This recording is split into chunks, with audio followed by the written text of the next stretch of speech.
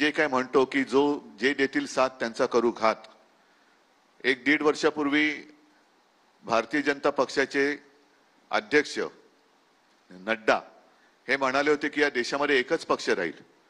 मी कालच माझ्या एका मुलाखतीत म्हटलंय की आम्हाला हे नकली सेना म्हणतात, उद्या RSS ला सुद्धा हे नकली संघ म्हणतील.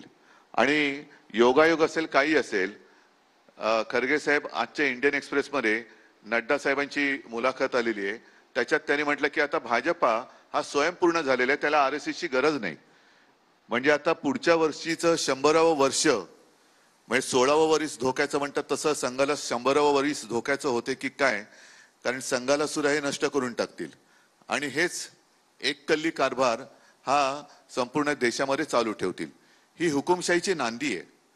ज्यांनी आपल्याला राजकीय जन्म दिला त्याच पक्षाला, त्याच संघाला किंवा त्या संस्थेला संपवायला निघालेले आहेत. आणि त्याच करता मी जे काल म्हटलं की यांना गद्दारांची घराणेशाही चालते पण प्रमोद महाजनांची चालत नाही, आमची चालत नाही. हा सगळा प्रकार हा घृणास्पद आहे. त्याच्यावरती मी वेळोवेळी बोललेलो आहे. आज सुद्धा आणखीन काही आपल्याला प्रश्न असतील तर आमच्या तिघांपैकी आपण कोणाला विचारा, आम्ही त्याच्याबद्दल उत्तर देऊ.